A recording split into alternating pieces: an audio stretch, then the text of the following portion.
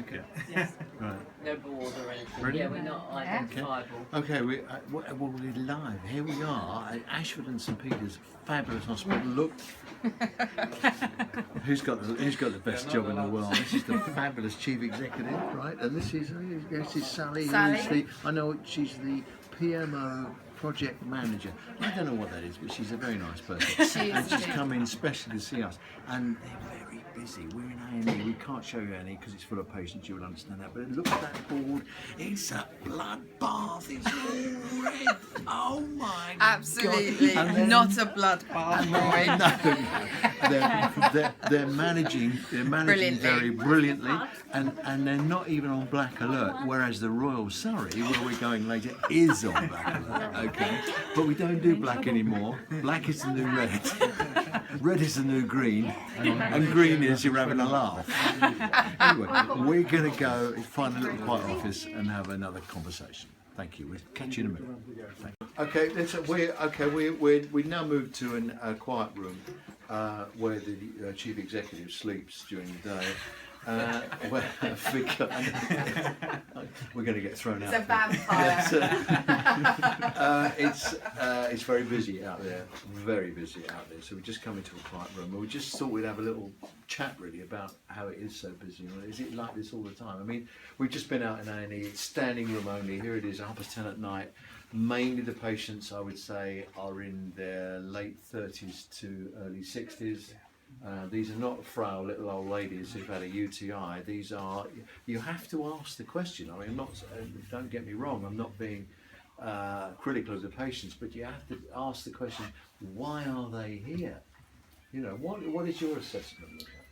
This is Dr. Santosh Prandan, very good. He's a consultant in emergency medicine.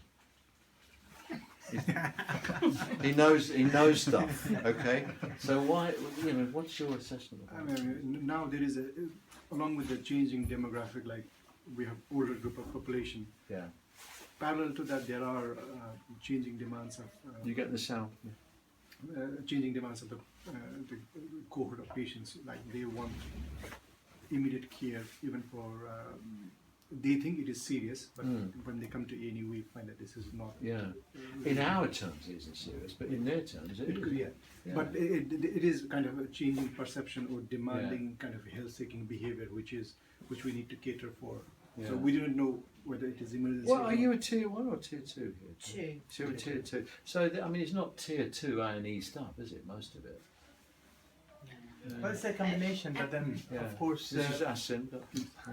So we've seen a surge ever since we've opened our urgent care centre as well. So and especially when. Do you think opening the centre fuels the demand? So we are kind of probably we are under more pressure because of the success we have seen as well. So we have been successful since opening the urgent care centre, and we are taking a lot of patients now, and we see about 300 plus. So our daily average. This is the lovely chief executive. Hello. Yes. So we're approaching an average of 300.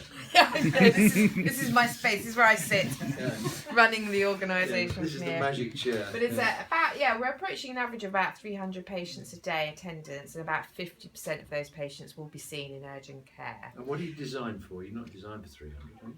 No, this building is designed for around 65,000 a year. So if you take it to an annual figure, we're pushing 100,000 a year. Just over 100 a day, 120 a day, really. Yeah. So one of the things we're working on collectively is what is the new facility that's required, and really trying to kind of line that up with the model of care. So instead of starting with the building, start with the model of care, and then work out what is the facility that really would deliver that in an ergonomic way, put the patient at the centre. We've been looking at the Worthing emergency floor model. I think that's something we would want to explore further.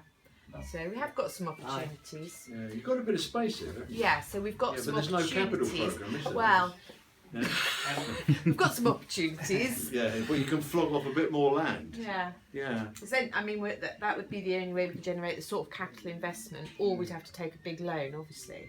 Yeah, well, you can't do that. And that would be. Well, but you know, Simon Stevens was talking about this, wasn't he? The chief executive of the NHS. He was talking about this the other day. He was saying that we can borrow money as cheap as we could ever borrow it. Yeah. Now, You know, and if you're going to have Keynesian economics, you'd say, well, let's build a extension on this. It's for the people, with the people's money, built by the people who are going to have wages and pay taxes, and it's a classic Keynesian model, isn't it? Yeah. But I think what we're working on is trying to work much more in an integrated way with the system outside the hospital. Yeah. So instead of kind But of you're just not gonna building get all ever the GPs bigger. in Addleston, darling, opening up at evenings and No, I mean, I think we've got to work with they're them bridge on clubs to go to, No. haven't they? Where we've got Really? to help. We've got to help. Gonna kill me for that, yeah. No, and I think there is something about. So if we could genuinely reduce the demand on the hospital, Yeah. then we can take that investment outside the hospital, and I think we would be willing to, to work But with unless, colleagues I mean, how outside to many, do that. let's ask the guys that know, how many of these patients out there tonight, just take a stab at it, how many of them could be seen by a GP? So we don't have a exact number, but What's your feeling? Our Half? feeling is, I wouldn't say half of them, but probably 3 or 2 out of 20% probably. Yeah.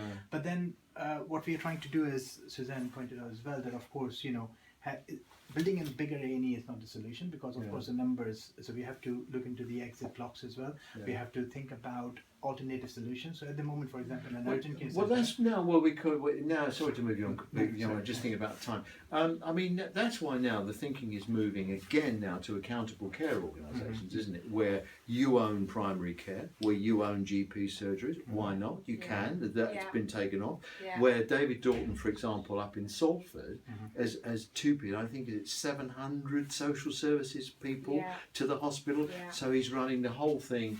You know, he's saying, look, I can control my entry if I can control primary care, I control the exit if I can control. So, and you put the whole thing together in one place, called accountable care organisations. I used to run one.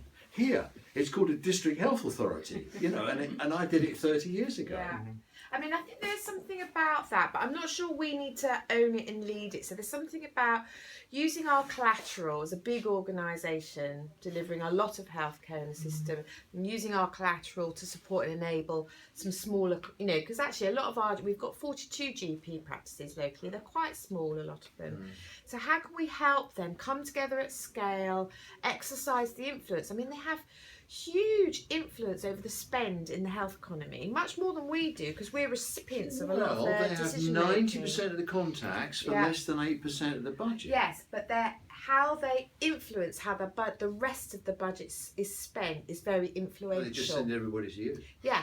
Well, no, they don't. But What that they was do the is idea. But that was they the make a Suzanne, that referral. was the So idea of the we Lansley so reforms. we spend the money, if you like. The money comes to me, and we deliver the care. But a lot of that is in response to an initiation by a primary care practitioner. So Well, they're that very was the influential. in idea of the in Lansley system. reforms, wasn't Yeah. it? The CCGs, the doctors were going to get together, buy our healthcare, and a doctor with a checkbook and a stethoscope could do more than a doctor with a stethoscope alone, and it hasn't worked. Yeah, I think I understand the Yeah. sensitivities of what you're saying, and you don't want to, you've got people will be watching this, and you've got to be careful what you say. I don't have to be careful. I would say the real challenge is for primary care. Is the day of primary care over? We are pushing everything towards primary care, and they can't cope. They can't cope with the premises because they're too small, particularly in this area. They're very small. Getting a planning consent is a nightmare because no one wants to build anything, and nobody's got any capital anyway. None of the doctors want to borrow. So, we might get to the situation where we've got primary care unplugged, maybe nurse-led, in shops in the high street. Everything else is done here. There are. I mean, I wouldn't go as far as that. I would say I think our role is to support and enable, because I think patients like primary care practitioners. They like the sense of having a clinician who they become familiar with, and if you could generate that level of interation, and that isn't always You can't possible with the people out patients there at the moment. tonight, No, do no, they? They'll see any they've come here because we're open. even you. Frankly, Even these doctors. that's sort of that's a terrible generalisation. But if you go out there and talk to lots of the younger people, they're not even registered with a general practitioner. Yeah. They have a completely different approach to getting their accessing healthcare. We're open. One of these wonderful people will see them. Yeah. within 4 hours, most of the time. 3 hours and 59 minutes. and they'll get good care. And Exactly. of course that's They an come here attraction, because isn't it? And you've it's got what they convenient want. and Yeah. And all this bit is about we're putting So the we've got to patients do at the that. centre of everything we do. Oh, really? We'll start the patient and work back. What do they want? They want a place that's open where they can park, where they can get their tests done. Then Yeah. go to a GP and say, "I'll give you a blood test. Ring up on Thursday between 7:29 and 7:20. You know, to get the results and all that. You do it here Yeah. while you wait. yeah. You know." No, absolutely, yeah. And we live in that Convenience kind is of a world. big This thing. has opened up a real big debate Yeah. on what the But whole this is future this is what we shape call looks a like. victim of your own success. Exactly, and So people you- want that. You know, they don't want to go to a. Look, GPs work very hard. I'm not being critical of them. You know, they're swamped as well.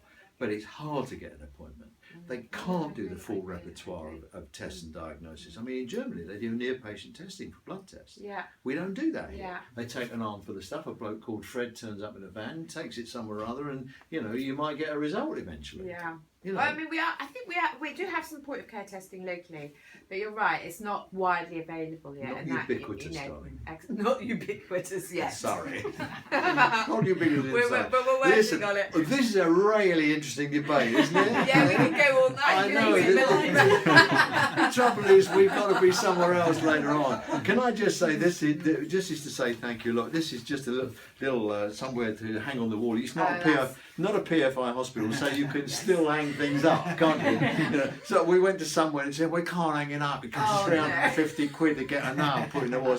So Shane said, "I'll give you the money because he's so rich." So this is. I still get to say that you hosted us on our marathon. So thank you very much. Thank Thank you you for for coming. Thank you for absolute coming. pleasure. And the other thing is, a lot of people ask me when they see my artwork on the On the Twitter sphere. on the Twitter Yeah. sphere. So wherever we've gone, these are all different. Everyone's been good. Wow. They're all different, and that's just because change at Ashford and St Peters is in the bag. Thank you for watching. Well done.